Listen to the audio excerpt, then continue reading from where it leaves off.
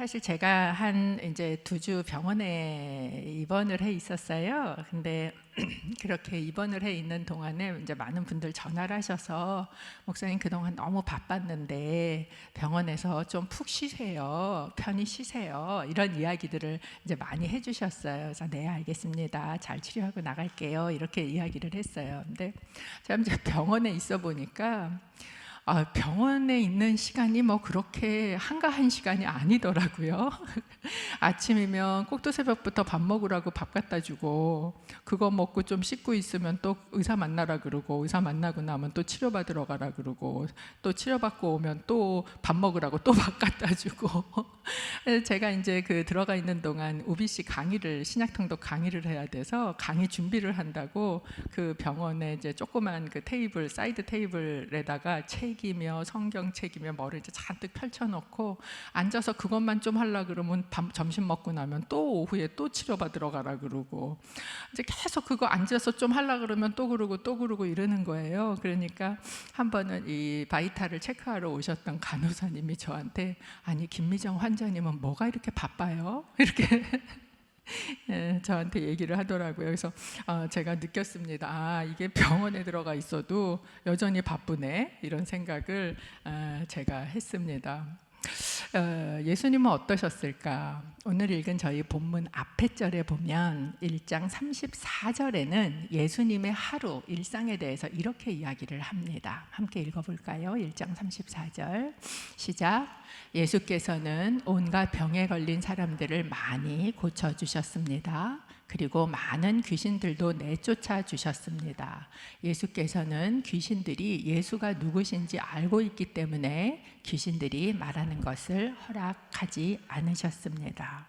공생애를 시작하신 예수님께서 하셨던 일은 병을 고치신 일입니다. 귀신들을 쫓아내는 일들을 하셨습니다. 우리가 그냥 이렇게 지낼 땐 모르는데요, 병원에 한번 가보세요. 아픈 사람 왜 이렇게 많아요? 이렇게 아픈 사람이 많았구나, 이런 게 병원 가보면 느껴지지 않습니까? 아마도 그런 의료 혜택 하나 없는 그 시절에 아픈 사람, 병든 사람, 또 귀신 들린 사람, 그 사람들이 정말 절박한 심정으로 예수님을 찾아왔을 거란 말이죠. 그 많은 사람들의 그 병을 치료하고, 그리고 이게 안 고쳐졌으면 또 사람들이 안 올 텐데 고쳐지는 걸 눈으로 보니까 얼마나 소문이 났겠습니까? 아주 사람들이 꾸역꾸역 밀려와서 대기표를 받고 줄을 쫙 서 있었을 거란 말이죠. 마가복음 3장 20절에 보면 얼마나 사람들이 많이 찾아왔는지, 예수님이 어느 집에 밥 먹으러 들어가셨는데 밥 식사할 겨를이 없었다, 이렇게 마가는 예수님의 하루에 대해서 이야기를 하고 있습니다.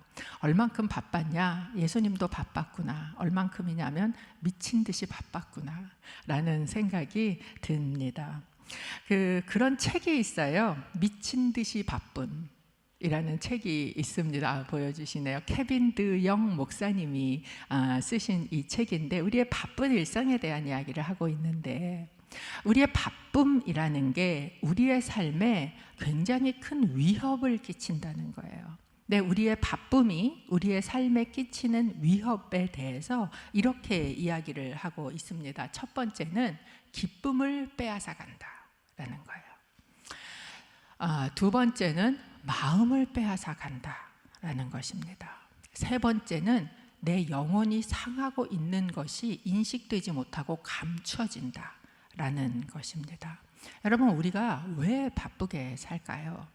바쁘게 살면 내가 뭔가 하고 있는 것 같으니까, 내가 뭔가 중요한 것 같으니까, 내가 바쁘다는 건 내가 누군가에게 인정받고 있는 것 같으니까, 뭔가 일이 이루어지고 있는 것 같으니까, 그러니까 우리는 우리의 삶을 바쁘게 만들고, 사실 어디에서도 우리의 삶이 안 바쁠 수는 없어요. 예수님의 삶도 그렇게 바쁘셨다라는 거예요. 그런데 예수님은 그 바쁜 일상 가운데에서도 그 바쁨이 예수님의 기쁨을 빼앗아 가게 두지 않으셨어요. 예수님은 그 마음을 바쁨이 갉아먹도록 허락하지 않으셨어요. 자기의 영혼이 그 바쁨 때문에 상해지지 않도록 지키셨단 말이에요. 어떻게 그렇게 하실 수 있으셨는가? 이 바쁜 일상의 바로 다음 절, 오늘 저희가 읽은 본문에 예수님께서 이렇게 하셨다라고 기록을 하고 있습니다. 함께 같이 읽어볼까요? 1장 35절 말씀입니다. 함께 읽습니다. 시작. 매우 이른 새벽 아직 어둑어둑할 때 예수께서 일어나 외딴 곳으로 가셔서 기도하셨습니다. 예수님께서 어떻게 하셨는가? 예수님께서는 매우 이른 새벽 일어나셨다라고 이야기를 합니다. 아직 아무도 일어나지 않은 그 시간에 먼저 일어나셨어요. 그리고 어떻게 하셨습니까? 그 여독이 풀리지 않은 몸을 일으켜 세우셨어요. 그리고 어디로 가셨는가? 외딴 곳으로 가셨다라고 이야기합니다. 개역개정에는 한적한 곳으로 갔다라고 이야기를 하고 있습니다. 무엇을 위해서? 기도하기 위해서 그 자리에 찾아가셨다라고 이야기를 해요. 여러분, 예수님은 누구신가? 예수님은 성육신 하신 말씀이에요. 그렇기 때문에 예수님이 기도하시러 가셨다라는 이야기는 말씀과 기도가 합해져 있었다라는 것을 의미하고 있습니다. 여러분의 일상은 어떠세요? 바쁘세요? 바쁘십니까? 아마 어떤 분들은 오늘 이 오전에 이 시간을 내기 위해서 바쁜 일상 속에 시간을 막 잘라서 꾸겨 넣어서 이 시간에 오신 분들도 분명히 계실 것입니다. 안 그래도 뭐 그런 얘기 있잖아요. 백수가 과로사 한다고. 일이 없는 것 같아도 얼마나 바빠요. 우리의 삶이 참 바쁘단 말이죠. 그런데 이렇게 바쁜 그 시간에 예수님은 자기의 영혼을 지키기 위해서, 자기의 마음을 지키기 위해서, 그 기쁨을 잃어버리지 않기 위해서 예수님은 더 일찍 일어나셔서 새벽에 한적한 곳으로 가셔서 하나님과 말씀으로, 기도로 만나시는 시간을 가지셨다라고 이야기를 합니다. 이것이 바로 큐티예요. 우리의 일상이 바쁘면 바쁠수록 우리는 더 말씀이신 예수님과 말씀과 기도를 가지고 하나님 앞에 서는 그 시간을 가지지 않으면 어느 순간에 보면 그 바쁨이 기쁨을 다 앗아가고, 그래서 웃고 있어 정말 환하게 웃어줘야 될 우리 자녀들한테 내천자를 탁 그리고 앉아서 있게 되는 그런 모습이 되고, 마음을 다 뺏겨버려서 그래서 지금 마음이 어디 있는지 모르게 정신이 하나도 없는 사람이 되고, 더 심각한 문제는 우리의 영혼이 상해지는데도 바쁘게 돌아가다 보면 내 영혼이 지금 어떤 상태인지를 돌아볼 수 없는 그런 상태가 된다라고 이야기를 하고 있는 것이죠. 말씀이신 예수님께서, 성육신하신 말씀이신 그분께서, 아니 하나님하고 하나라고 얘기하는 그분께서도 따로 시간을 내서 한적한 곳으로, 다른 사람이 방해할 수 없는 시간에 방해하지 않을 곳으로 그렇게 나아가서 하나님을 만나는 시간을 가지셨다면, 하물며 여러분, 우리는 이 바쁜 일상 가운데 어때야 하는가라는 것입니다. 아마도 그 열망이 여러분 가운데 있으실 거예요. 그래서 큐티 세미나를 한다 그러니까 우리 집사님 아까 잠깐 얘기하는데 큐티 세미나라 그래서 오늘 오셨다고. 그 마음을 품고 여러분 오셔서 이제 4주 동안 큐티에 대한 또 노하우, 그리고 방법, 그리고 뭐 여러 이야기들을 듣고 또 실습하시는 시간도 가지실 텐데요. 이 4주가 여러분의 삶에는 그 하나님을 만나는 시간들이 회복되어지는 그런 시간이 되시기를 주님의 이름으로 축복합니다. 오늘 이제 첫 번째 시간 큐티 시작하기라는 제목을 가지고 여러분하고 함께 큐티에 대해서 이야기를 해보려고 합니다. 온누리 교회의 큰 두 축을 이야기하라 그러면 하나는 큐티고 하나는 1:1입니다. 그러다 보니까 온누리 교회 와서 처음 오신 분들은 또 잘 모르실 수 있지만 온누리 교회에 조금 계셨던 분들은 큐티가 그렇게 낯설지 않으실 수도 있습니다. 큐티에 대해서 많이 들어보셨을 수도 있고요.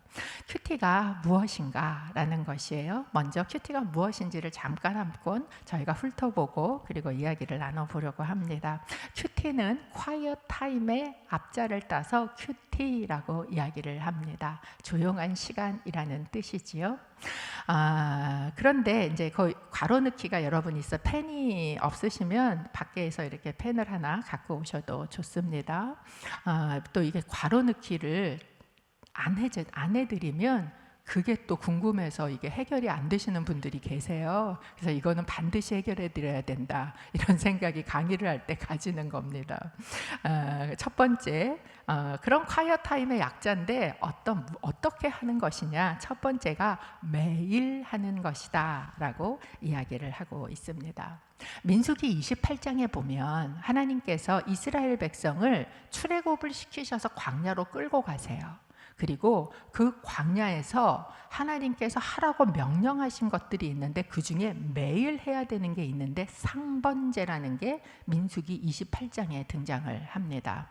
28장에 광야에서 이스라엘 백성이 안식일도 있고 다 있는데도 매일마다 양을 들여서 제사를 지내도록 하는 상번제를 명령을 하셨다라는 거예요. 왜? 하나님께서는요, 이스라엘 백성을 매일 만나기를 원하셨어요. 하나님께서는 자기의 자녀를 매일 보기를 원하셨습니다. 또 하나, 하나님 앞에 매일 만나야만, 아까 우리 권사님 간증을 제가 들으면서 이렇게 스쳐 지나가는 말이지만 하나하나가 다 큐티 경험이시더라고요. 요 큐티 때 요걸로 그렇게 속을 새기시는 그 따님을, 극존칭을 쓰시는 그 따님을 보면서 거라사 광인을 또 큐티하면서 그게 왔고, 저게 하나하나가 다 큐티구나라는 걸 저는 밑에서 이렇게 느낄 수 있었거든요. 왜냐하면 내 삶에 있는 모든 순간순간 매일마다 하나님의 음성을 들어야만 살 수 있기 때문에, 그걸 넘어갈 수 있기 때문에 하나님은 매일 나오라고 상번제를 명령을 하셨습니다.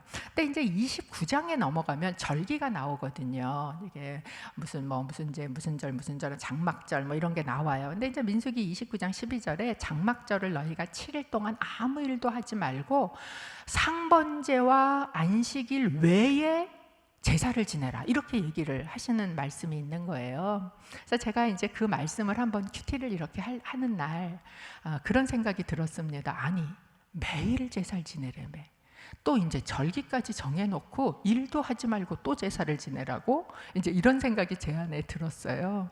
그러면서 제가 거기에다 이제 여러분 생명의 삶을 이렇게 뭐 사신 분도 있고 안 사신 분도 계시겠지만 오늘 끝나고 나면 내려가서 생명의 삶을 하나 10월달 걸 사시기를 바랍니다. 옆에 이렇게 공간이 있어요. 그 공간에다가 제가 뭐라고 썼냐 하면, 하나님 제사가 그렇게 좋으세요? 그렇게 썼어요. 그렇게 쓰고, 아니 매일 상번제를 드리려면 또 안식일도 또 드려야 되는데 거기다 절기까지 정해놓고 다 같이 모여서 일도 하지 말고 드리라고 제사를, 이렇게 제사가 좋으신가? 뭐 이런 걸 이제 썼어요. 근데 그때 제 속에서 아주 조그만 소리같이 들리는 음성이 하나 있는데 뭐라 그러시는 것 같으냐 하면, 상번제를 지내다가 포기하고 안 하는 사람들이 있어, 그렇게 얘기를 하시는 거예요. 그러고 나서 제가 가만 생각해 보니까, 여러분 하나님 명령하시면 한번 딱 듣고 계속 꾸준히 잘 하세요? 저도 큐티 한다고 해놓고 또 어떤 때 빼먹고, 한 번 빼먹으면 또 2번 되고, 2번 빼먹으면 4번 되고, 그러다 보면 또 아예 덮어놓고 안 들치게 되고, 이런 게 되잖아요. 이스라엘 백성이라고 그 성정이 전혀 다르지 않은데 하나님께서 율법으로 명령하셨을지라도 상번제를 매일 드리다가 오늘은 뭐가 있으니까, 오늘은 만남이 있으니까, 바쁘니까, 힘드니까 이러고 안 하다가 아예 포기하고 시작 안 하는 사람이 있다는 거예요. 이제 그만둔 사람이 있다는 거예요. 그런데 절기가 되면 다 같이 모여서 일도 하지 않고 그거에만 전념해서 하나님 앞에 예배를 하니까, 그러니까 다시 상번제를 드릴 수 있는 계기가 절기야, 이렇게 얘기를 하시는 것 같았어요. 제가 그날 큐티를 할 때에는. 그리고 근데 그날이 무슨 날이었냐면, 그날이 교회에서 큐티 세미나 제가 강의를 하는 날이었어요. 그러는데 그때 이제 제가 교회 집사였는데, 다음 주에 오시는 윤봉주 권사님, 제가 양재에서 큐티 사역할 때 같이 양재 은누리교회에서 큐티 사역하시던 권사님이세요. 지금 이제 허북교회 가서 또 큐티 사역을 너무 잘하고 계셔서 제가 모시고 말씀을 들으려고 합니다. 그러면서 저한테 주시는 게 그런 마음이었어요. 오늘 큐티 세미나 같은 거야. 하다가 포기한 사람 있어. 하다가 해야지 하고 그래 해야 된다고 알아 그러고 있었어. 그랬는데 다시 시작하려니까 그게 잘 안 돼. 상번째처럼. 그런데 이렇게 세미나를 딱 해갖고 이 시간에 딱 결정을 해서 하면 그러면 다시 시작할 수 있는 힘을 얻는 시간이야. 그래서 저는 큐티 세미나 그러면 제일 먼저 떠오르는 게 절기가 떠올라요. 하나님이 그렇게 말씀해, 이게 절기 같은 날이구나. 다시 시작할 수 있는 계기를 하나님이 주시는 거구나. 여러분, 하나님은 이 제사 하나도요, 당신을 위해서 드리라고 하신 적이 없어요. 우리를 위해서 하고 계시구나 라는 것을 알게 되었던 것이죠. 두 번째, 조용한 시간과 장소를 정하여 라고 이야기를 합니다. 예수님께서도 그냥 자리에 누워있다가 앉아서 화장실에 앉아서 이렇게 하신 게 아니라 한적한 곳을 정하셨어요. 시간과 장소를 정하셨다라는 것을 알 수 있습니다. 왜냐하면 여러분, 우리는 자고 일어나면요, 아침에 딱 일어나잖아요. 그러면 그 전날 내가 잠으로 빠져 들어가기 전에 가지고 있었던 모든 근심과 생각과 염려와 그것들이 아침에 내가 눈을 뜨는 순간 나한테 확 하고 덮쳐옵니다. 마치 우는 사자가 달려드는 것처럼. 그렇기 때문에 그 시간과 장소를 정해서 내가 한적한 곳으로 나아갈 때만 그 나를 덮치고 있는 그 나를 지배하려고 찾아오는 분주한 생각들과 일들과 이런 것들로부터 분리되어서 온전히 하나님 앞에 하나님을 바라보며 있을 수 있기 때문에 조용한 시간과 장소를 정하는 거예요. 그러면 이렇게 질문하시는 분이 계십니다. 그러면 나는 새벽에는 거의 인사불성 상태인데 어떻게 새벽에 일어납니까? 이렇게 하시는 분들 계세요. 사람마다 자기의 조용한 시간과 한적한 곳이 달라요.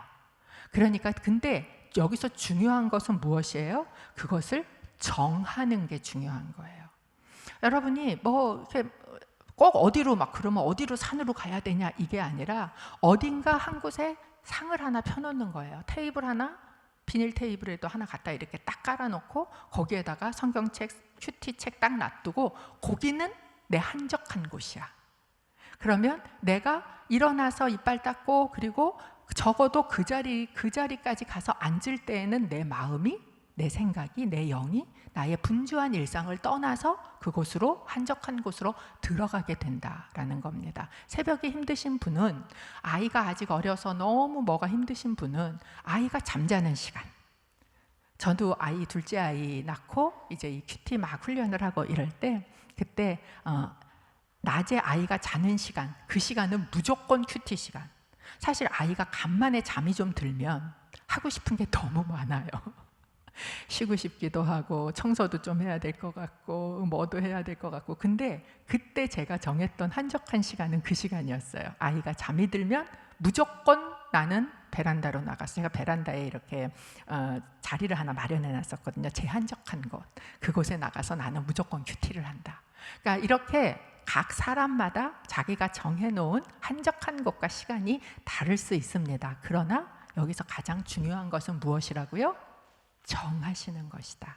한번 생각해 보십시오. 여러분이 정하실 수 있는 한적한 시간은 언제인지, 여러분이 정하실 수 있는 외딴 곳은 어디인지 잘 생각해 보시고 그것을 정하게 되시기를 바랍니다. 그럼 정해서 뭘 하느냐? 하나님을 개인적으로 만나는 시간을 가지는 것입니다.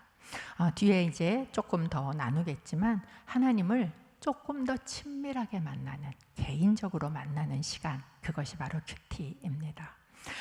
그곳에서 개인적으로 만날 때 무엇을 하는가? 성경 말씀을 통해서 나를 향하신 하나님의 음성을 듣는 것입니다.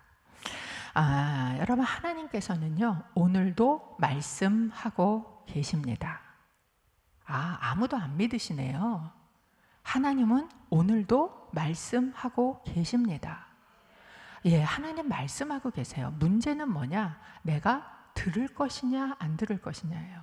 제가 있던 병실에 이렇게 병실이 있으면 병실 창문이 있고 그 밖에서 이제 이렇게 포토 사진 찍는 곳이 있었는데 그곳이 음악을 틀면서 밖으로 이렇게 이 스피커를 해놨어요.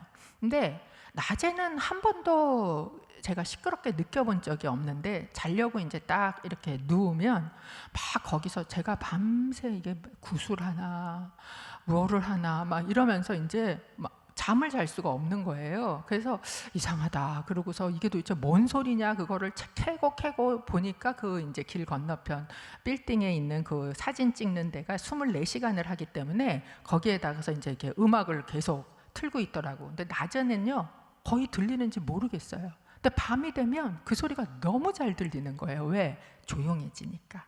그러니까 하나님은 말씀하고 계시는데 너무 많은 소리들을 내가 듣고 있으면 들리지 않는 거죠. 근데 이걸 딱 한적한 조용한 곳, 외딴 곳으로 나가보면 하나님의 말씀이 들린다라는 것입니다. 오늘도 하나님이 여러분에게 말씀하고 계시다는 걸 믿기 바랍니다.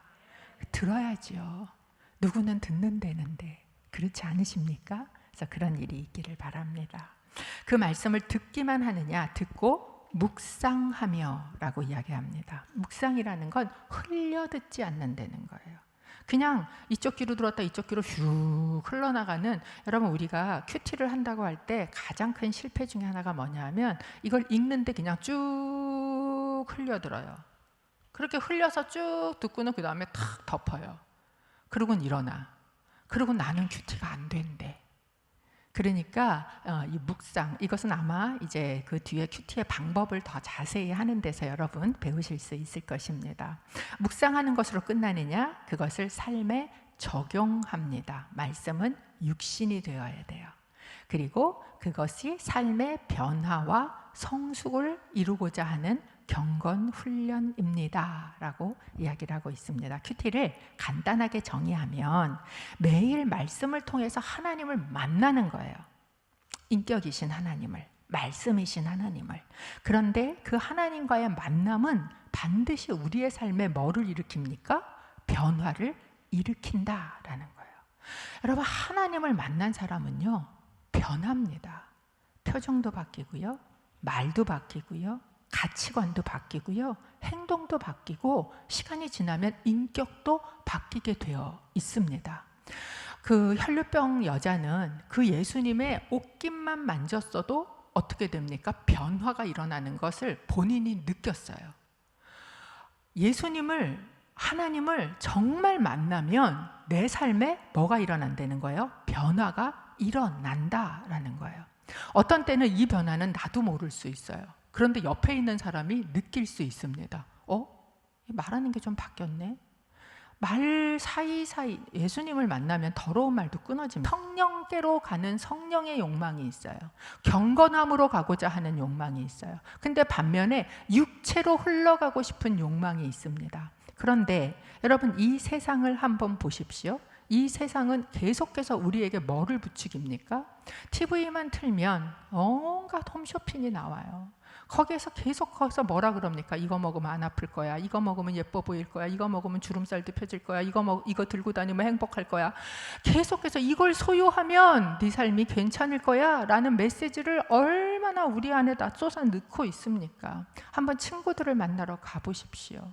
그들의 삶에서 이야기하고 있는 것들을 통해서 얼마나 이 육체의 소욕을 강화하는 큰, 정말 이 세상은 거대한 흐름처럼 우리를 끌고 육체 쪽으로 끌고 가고 있단 말이에요. 그러면 육체 쪽으로 끌고 가고 있는 그 흐름 속에서 내 마음은 박혀 있는 게 아니잖아요. 흐름이라 그랬잖아요. 그러면 그걸 따라서 지금 감사합니다, 이렇게 죄된, 육체된, 심플한 그런 네이처로, 본성으로 우리가 막 끌려가게 되는데, 거기에서 나를 잡아서 어디로 가는 거예요? 마치 연어가 물살을 거슬러 올라가듯이 하나님 앞으로 가게 하는, 경건으로 가게 하는 것은 훈련이 필요하다 라는 것입니다. 그렇기 때문에 디모데전서 4장 7절 8절에는 이렇게 이야기를 하고 있어요. 망령되고 허탄한 신화를 버리고 오직 경건에 이르기를 뭐하라? 연단하라. 우리말 성경에는 단련하라, 이렇게 얘기를 하고 있어요. 왜냐하면 육체의 연습은 약간의 유익이 있으나 경건은 범사에 유익하고 금생과 내생의 약속이 있느니라. 우리가 육체로 훈련하는 것도 조금의 유익은 있겠지만 경건한 유익은 이 땅에서뿐만 아니라 영원한 유익까지 있는 건데 그 훈련 왜 안 해? 이렇게 얘기하고 있는 겁니다. 여러분은 그 경건 훈련을 결정하고 오신 거예요? 잘한 겁니까? 못한 겁니까? 잘하신 겁니다. 자기한테 이게 너 잘했다. 잘했다. 왜냐하면 이 훈련을 통해서 여러분은 영원까지도 갈 수 있는 경건 훈련 가운데 들어가시기 때문에 그렇습니다. 큐티라는 것, 그것은 무엇이냐? 그것은 바로 경건 훈련의 한 가지 방법이에요. 물론 아침마다, 사람마다 조금 다른 시간이겠지만 보통은 아침에 합니다. 왜냐하면 예수님도 많이 분주한 시간을 피해서 아침 일찍 일어나셨던 것처럼 아침 시간을 드리는데 그 시간에 한 30분 여러분이 하는, 어떻게 보면 별거 아닌 것 같은 시간이지만 그 시간 동안에 우리 안에 어떤 일이 일어납니까? 영적인 감각이 이렇게 점점 날카로워져요. 영적인 감각이 날카로워지면 하나님의 음성이 분별돼서 들리기 시작합니다. 그리고 그러면 그것이 내 삶의 길을 인도하고 내가 어떻게 살아야 할지 알려주고, 그것을 통해서 하나님이 주시는 너무나 큰 그 축복을 누리고 살게 된다라는 겁니다. 큐티의 유익이 여러 가지가 있는데 그 중에 첫 번째를 이야기하라 그러면 에덴의 삶이 회복된다라는 것입니다. 에덴의 삶이 회복된다라는 것은 어떤 의미일까요? 인간은요, 누구의 형상으로 지어졌습니까? 하나님의 형상으로 지어졌죠. 근데 창세기 1장에 보면 하나님의 형상 중에 가장 특이한 형상이 있어요. 등장하는, 그게 뭐냐 하면 말씀하심입니다. 창세기 1장에 보시면 하나님께서 말씀하시기를 이라는 그 단어가 무려 10번이 등장을 해요. 하나님이 창세기에 등장하실 때 하나님은 말씀하시는 분으로 반복적으로 이야기를 하고 계세요. 그리고 말씀하신 결과는 뭐예요? 보시기에 좋은 거였어요. 하나님의 형상으로 지어진 인간과 하나님이 동시에 가지고 있는 그 가장 큰 특징은 바로 이 말씀인데, 하나님께서는 말씀하시고 인간은 하나님이 말씀하신 그 말씀을 가지고 하나님이 보시기에 좋게 만들어 놓은 에덴 동산에 들어가서 그것을 뭐 하는 거예요? 다스리는 거예요. 다스리는데 어떤 기준을 갖고 다스리는가? 하나님이 보시기에 좋은 것, 이 하나님이 보시기에 좋았더라, 이 좋았더라가 우리가 아는 토브라는 단어이지 않습니까? 그리고 이 토브라는 단어가 에덴 동산 한가운데 있었던 선악과 그 선이라는 단어가 바로 이 토브라는 단어예요. 즉 여러분, 인간 안에는 선과 악이 있어요. 인간 안에 선과 악이 있는데 그것이 하나님의 기준으로 받아서 하나님의 말씀하심이, 하나님의 그 선함이 내 안에 들어와서 그 선함을 가지고 인간이 그 선함으로 통치하는 것, 이것이 에덴에서 하나님이 그리셨던 그림이란 말이죠. 그런데 하나님의 선함을 인정하는 것이 아니라 그 내 속에 있는 내 걸로 하고자 하는 하나님의 말씀으로 그 선악을 판단하는 것을 거부했을 때, 그때 인간에게 가장 큰 비극이 일어나고 에덴 동산은 우리에게서 닫히게 된 것, 그것이 창세기의 이야기이지 않습니까? 그렇기 때문에 하나님께서는요, 하나님의 백성을 구원해 내시고 난 다음에 그 하나님의 백성이 이제 가나안 땅에 들어가야 되는 그 시점에 당부하신 딱 한 가지가 이거였어요. 뭐였냐? 신명기 30장 14절, 15절, 16절에 보면 이렇게 말씀을 하고 계십니다. 오히려 그 말씀은 내게 아주 가까워 너희 입에 있고 너희 마음에 있어 너희가 순종할 수 있다. 보라, 내가 너희 앞에 생명과 번성, 죽음과 멸망을 두어 내가 오늘 너희에게 너희 하나님 여호와를 사랑하고 그분의 길로 걸으며 그분의 명령과 규례와 율법을 지키라고 명령하고 있다. 그러면 너희가 살고 너희 수가 많아질 것이며 너희 하나님 여호와께서 너희가 들어가 차지할 그 땅에서 너희에게 복 주실 것이다. 이스라엘 백성에게 하나님 명령하신 것은 무엇입니까? 그 말씀을 네게 아주 가까이 두어서 네 입에 있고, 왜? 인간도 하나님의 형상으로 말하는 존재로, 우리는 말로 통치합니다. 이 말하는 존재로 우리를 지으셨기 때문에 그 말이 내 마음에도 있고 내 입에도 있고, 그리고 그 말씀을 순종하며 살아갈 때 보시기에 좋았더라. 너희 삶에 그 수가 많아지고 하나님이 주시는 복이 임하게 될 것이야. 이게 하나님의 통치라는 것이에요. 이렇게 우리에게 이야기를 하셨다라는 것이죠. 그러나 인간이 그것을 거부했을 때 비극이 일어났잖아요. 그래서 누가복음 6장 45절에 보면 이렇게 이야기를 하고 있습니다. 선한 사람은 마음속에 선한 것을 두었다가 선한 것을 내놓고, 악한 사람은 마음속에 악한 것을 두었다가 악한 것을 내놓는다. 사람은 마음에 가득 찬 것을 입으로 말하는 법이다. 하나님은 선하신 분이시기 때문에 그분 안에 가득 찬 것이 입 밖으로 나올 때 그 선이 선포되는 거예요.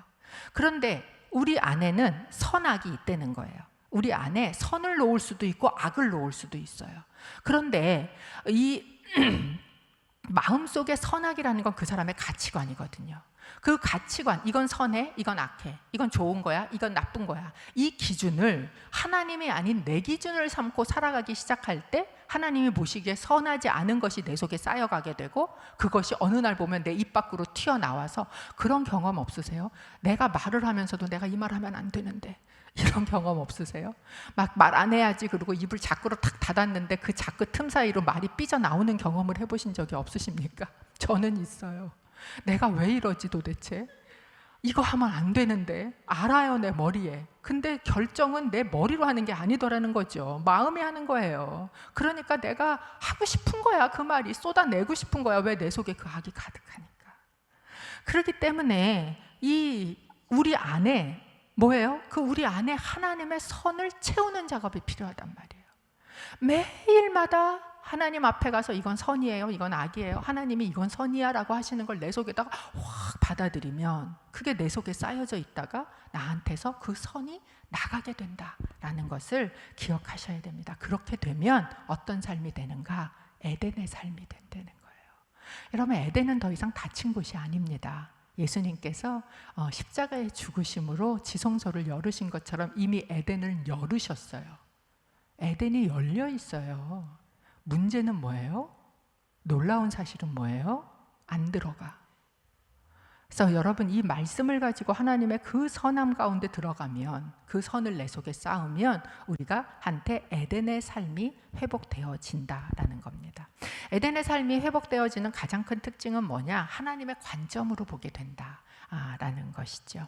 하나님의 관점으로 보게 되면 하나님을 볼 수 있게 되고, 또 하나님의 관점으로 보게 되면 하나님의 관점으로 나와 내 인생을 보게 되고 해석이 되죠. 내 삶이 아까 내가 진짜 교만하구나. 남들이 볼 땐 다 굉장히 겸손하게 보이는데 내 속에 누구도 알지 못하는 교만을 하나님의 관점으로 볼 때만 드러나서 알게 된다는 거죠. 또 하나님의 관점으로 세상과 사람들을 볼 수 있게 된다라는 거예요. 여러분, 창세기 1장에 보면 하나님이 말씀하시기를 10번을 기록하시는데요, 하나님이 보시기에 좋았더라를 7번 기록하고 있습니다. 이 10이라는 숫자도 7이라는 숫자도 더 완전한 수를 우리에게 의미하고 있는데, 이 말씀은 뭐예요? 하나님이 보시기에 좋은 게 좋은 거예요. 하나님이 보시기에 좋은 게 선한 겁니다. 여러분, 이 고백이 하나님 앞에서 이루어져야 돼요. 우리가 큐티할 때 하나님 이 큐티가 안 되는 가장 큰 이유는 뭐냐면 내 선을 끝까지 고집해, 하나님 앞에서도. 그리고 하나님하고 해보자고 해요. 하나님, 내 선을 이루어 주옵소서. 그리고 하나님이 아니 이게 선이야 그러면 아니라는 거야 내가. 그리고 막 하나님한테 가르치려고 그러고 아니라 그러고, 하나님의 선이, 하나님 보시기에 선한 것이 좋은 것입니다 라는 것, 이래서 큐티를 하시게 되면 그 훈련이 되는 거예요. 그 훈련이 지나가면서 하나님의 관점으로 생각하게 되고 하나님의 관점으로 느끼게 되신다라는 겁니다. 큐티에 여러 가지 유익들이 있습니다. 첫 번째, 아까 이제 그 에덴의 삶이 회복되면 되게 가장 큰 틀에, 그렇다면 에덴의 삶에서 우리가 누리는 것들이죠. 하나님의 음성을 들을 수 있어요. 여러분, 에덴은요, 하나님이 아담하고 교제하기 위해서 만들어 놓은 장소입니다. 그래서 날이 서늘해지면 항상 오셨어요. 아담아 어디 있니? 지난번에 제가 하나님의 질문에서도 이야기를 나눴었지요. 근데 그 하나님의 음성, 기록된 말씀이 들리기 시작할 때여서야 비로소 하나님이 친밀하게 느껴집니다. 어떤 사람은 하나님의 거리가 바로 여기 있는 분이 있고요, 어떤 사람은 하나님이 저기 저기 계신 분이 있어요. 그 차이가 뭐예요? 그분의 음성이 나한테 얼마만큼 들어본 경험이 있는가, 개인적으로 내가 이분을 얼마만큼 교제한 경험이 있는가가 하나님하고의 거리를 좌우합니다. 하나님의 음성이 들리기 시작하면 하나님을 개인적으로 만나지게 되고, 그러면 하나님과의 친밀함이 이루어진다라는 거죠. 여러분 다 그거 사모하시죠? 네, 그래서 이 자리에 계신 줄로 믿습니다. 두 번째는 영적인 분별이 일어나게 됩니다. 우리 안에 많은 소리가 하나님의 소리 또는 사단의 소리 또는 내 소리, 세상의 소리, 여러 소리가 들려요. 그런데 그 여러 소리 중에 하나님의 소리를 우리는 분별할 수 있어야 합니다. 그리고 그 하나님의 소리를 분별할 때 그게 선입니다 라고 말을 할 수 있어야 하는 것이죠. 제가 예배 때 한번 말씀을 드린 적이 있었는지 잘 모르겠는데, 이제 저 같은 경우 제 남동생이 신앙이 잘 없는 자매하고 결혼을 하게 되었었어요. 그래서 이제 굉장히 그 자매가 신앙을 가지도록 막 애를 쓰고, 제가 뭐 했겠어요? 매월마다 생명의 삶을 사서 생명의 삶에다가 막 또 사랑한다 막 열심히 쓰고 뭣도 하나 끼워 넣고 막 이래서 교회 오면은 걔한테 그 생명의 삶 주고 큐티하라 그러고 막 이제 이러면서 이 신앙이 자라기를 너무 원해서 이제 주일마다 교회를 오라고 그렇게 했는데 안 오는 거예요. 맨날 우리 엄마랑 이제 그 서빙고 지하 식당 앞에서 그 서점 앞에서 만나기로 하는데 맨날 안 와. 그래서 전화해서 왜 못 왔니? 그러면 못 일어났어요. 뭐 이렇게 얘기를 하는 거예요. 그래서 안 되겠다. 깨워라. 그래서 이제 그 다음 주부터 매 주일날 아침에 이제 그때 제가 주양한 성가대라고 그 산부 성가대를 하러 교회를 갈 때인데, 그때는 핸드폰도 없을 때예요. 그래서 이제 서빙고 지하에 가면 그 식당 앞에 이렇게 공중전화가 있었습니다. 이제 그 공중전화로 맨날 전화해서 깨우는 거예요. 일어났니? 오늘 예배 끝나고 보자. 막 이제 이거가 계속 하고 맨날 매주마다 하는 제 일이었어요. 근데 이제 어느 날 아침에 딱 눈을 뜨고 일어났는데 제 안에 확 들어오는 아주 굉장히 현명한 생각 같은 생각이 들어오는데, 그게 뭐냐면 오늘은 전화하지 말고, 그날 주일이었는데 오늘은 전화를 하지 말고 이것들이 오나 안 오나 보자. 이 생각이 제 속에서 확 올라오는 거예요. 맨날 전화하고 맨날 와라 왔니 막 하고 이거 하니까 얘네가 큰 신우가 얼마나 무서운 존재인지를 모르는구나, 이런 생각이 제 속에 확 들어오면서 이 신우 노릇을 내가 한번 해보리라. 이 마음이 제 안에 이제 막 너무 현명한 세상의 그 소리와 같은 소리 제 속에 다 그렇지. 막 이건 한번 잡아야 되는 일이야. 막 이런 생각이 제 속에 이제 올라왔어요.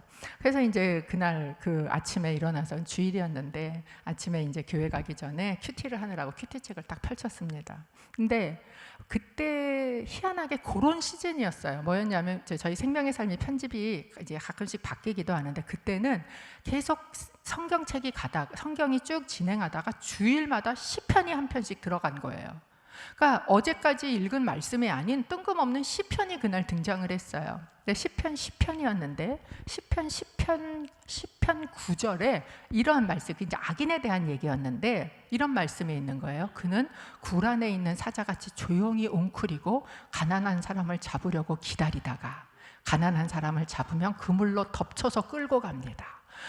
제가 이 말씀을 이렇게 읽는데 제 모습이 요 안에 고스란히 이렇게 보이는 거예요. 그러면서 제가 알았어요. 그 생각은 지혜로운 생각이 아니었구나. 그 생각은 사단이 준 생각이었구나. 그러면서 하나님, 제가 다시 전화할게요. 제가 다시 생명의 삶 사서 다시 전화할게요. 이러고서 이제 그날 제가 다시 전화를 했던 기억이 납니다. 뭐 지금까지 저희 신우 올케 사이는 아주 좋습니다. 아마 이때 제가 그 소리에 넘어갔으면 어려움을 겪지 않았을까, 이렇게 생각이 듭니다. 이렇게 영적인 분별이 정말 그때 하나님이 어떻게 그런 말씀으로 이렇게 딱 주시는지 들어온다라는 것이죠. 세 번째, 영적 전쟁에서 승리할 수 있습니다. 아까 그것도 사실 영적 전쟁인 거예요. 우리 안에 사단의 소리. 영적 전쟁은 마음에서 일어나거든요. 그런데 그 마음에서 내가 하나님 말씀을 붙들을 때 이미 승리한 거예요. 예수님이 가르쳐 주신 영적 전쟁이지 않습니까? 하나님의 말씀을 붙드는 것. 네 번째, 자아상이 회복이 됩니다. 하나님의 눈으로 자신을 볼 때 자신의 자아상이 회복이 돼요. 사실 이 부분은 제가 여러분하고 나눌 수 있는 너무너무 많은 큐티들이 있습니다. 저는 제가 처음 큐티를 시작해서 거의 한 2, 3년 동안은 맨날 이 회복의 시간이었던 것 같아요. 그 다음이 어떻게 보면 비슷하지만 내적 치유가 우리 안에 일어납니다. 하나님의 눈으로 보게 된다 그랬잖아요. 하나님의 눈으로 볼 때 우리 인생의 상처들이 녹아지고, 그리고 또 내 과거가요 해석이 되는 거예요. 제가 하나님의 음성을 이렇게 들으면서 이게 제 삶에 왜 그런 어려움들을 겪었는지, 아까도 그거 아니었으면 사실 편안하게 살고 싶은데 그 고통의 시간이 그때는 너무 힘든 시간이었고 정말 죽고 싶었던 시간인 것 같은데, 지나고 보서 하나님 말씀으로 해석이 돼 보니까 이게 그거였구나, 그래서 하나님이 그 시간을 허락하셨구나, 이렇게 해석이 되는 거예요. 그러면서 내가 치유가 일어나지 않습니까? 저도 제가 굉장히 우리 아버지한테 많이 받았던 상처들이 있는 그런 사람이었는데, 이게 이제 말씀 안에서 이렇게 치유가 되기 시작을 하면서 어느 날 제 생일날 아침에 일어나서 하나님 앞에 이렇게 있는데 그 시간들을 주셨던 게 너무 감사한 거예요. 너무 감사하다. 하나님이 그 시간을 안 주셨으면 그러면 내가 지금 사람들한테 먹일 게 아무것도 없었겠구나. 그 시간들을 내가 겪으면서 얻어낸 그것들이 지금 내가 사람들을 먹일 수 있구나. 그게 너무 감사해서 한번 제 생일날 아침에 일어나서 이제 저희 아버지한테 전화를 했던 적이 있어요. 평생 가도 한 번도 생일이라고 자식한테 축하한다는 거 하는 것도 해본 적이 없는 아버지신데, 내 생일날 제가 아버지한테 전화를 해서 아버지한테 그랬어요. 아빠, 오늘 제 생일인데 아빠가 저를 낳아주셔서 제가 너무너무 고마워요. 아버지, 너무 감사해요. 그렇게 얘기를 했어요. 그랬는데 저희 아버지한테서 돌아온 대답이 뭔지 아십니까? 엄마 바꿔줄게. 그런데 그게 서운한 게 아니라 너무 마음이 짠한 거예요. 너무 마음이 짠하면서 이런 감사도 받을 수, 이렇게 그냥 같이 받아서 기뻐할 수 없는 그 아버지의 영혼이 너무 마음이 아프고, 지금은 하나님 품에 가 계시지만 그날 그 아버지가 밉지 않고, 그리고 그 아버지가 너무 이렇게 마음에 있었던, 그랬던 제 생일날 하루가 생각이 납니다. 우리 안에 이런 큐티를 통해서 얻는 내적 치유가 있지요. 그 외에도 비전을 발견할 수 있습니다. 여러분 삶의 비전은 뭘로 오는가?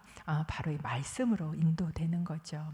그 순종하는 삶을 살 수 있고요.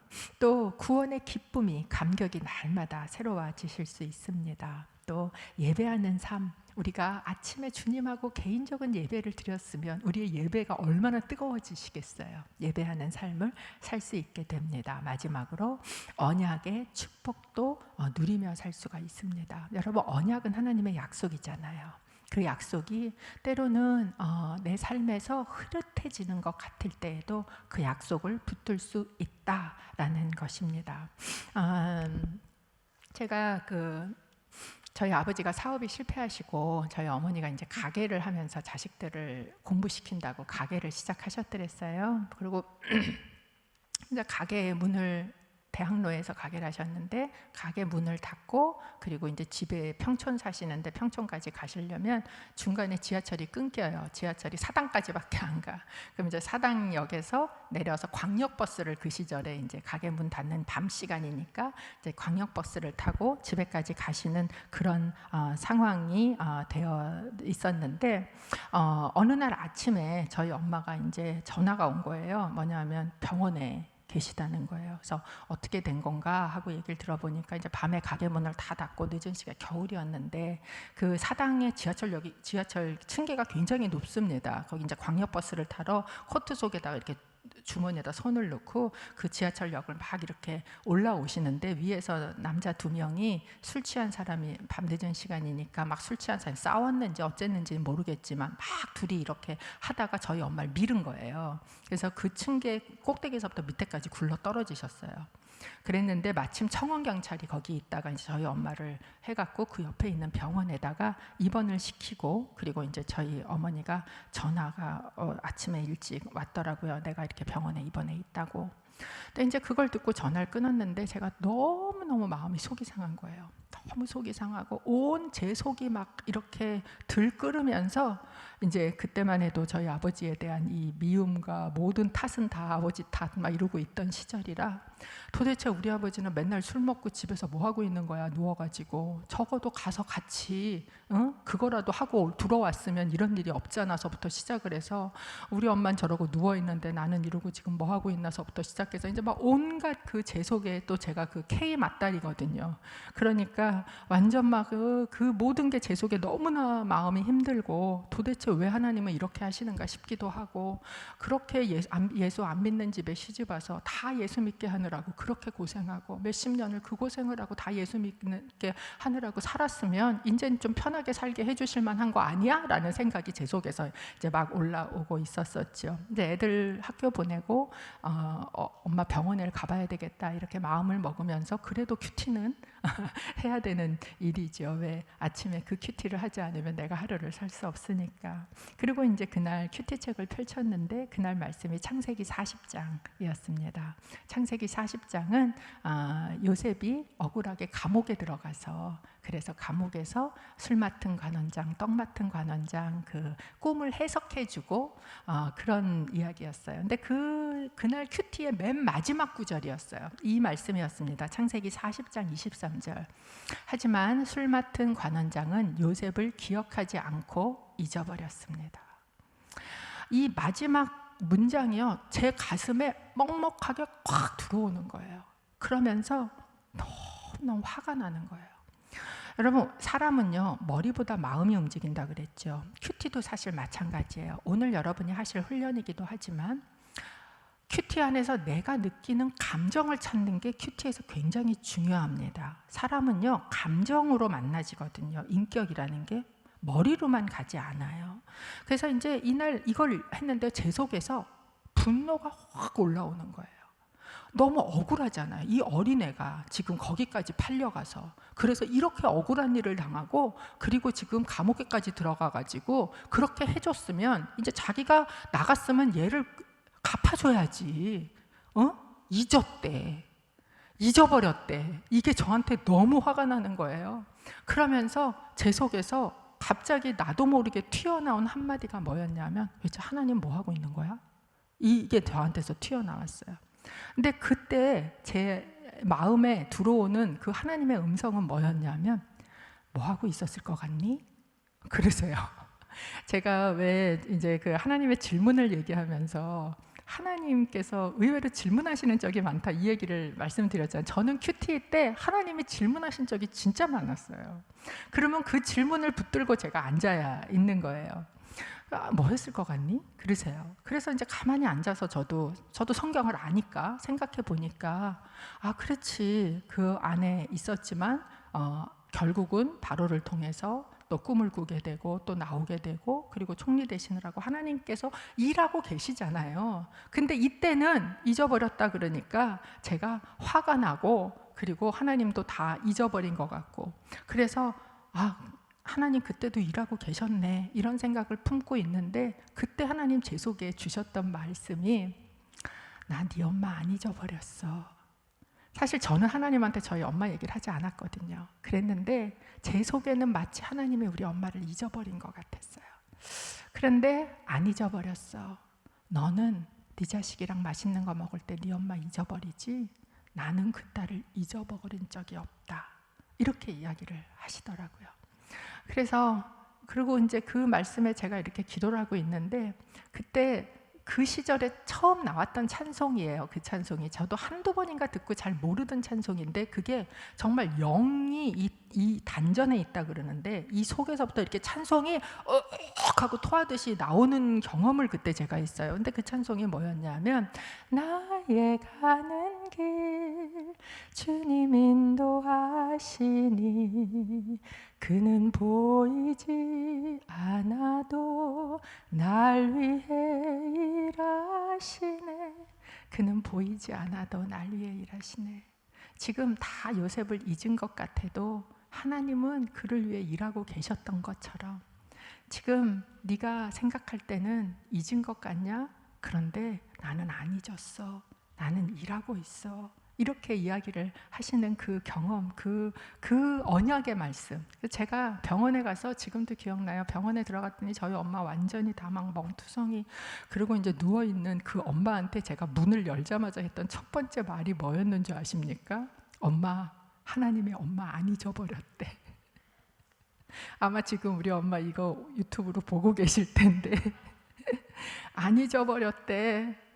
여러분, 감옥에 잊혀진 것 같은 요셉도 하나님이 안 잊으셨던 것처럼 약속이잖아요. 하나님이 내가 너와 함께 하리라.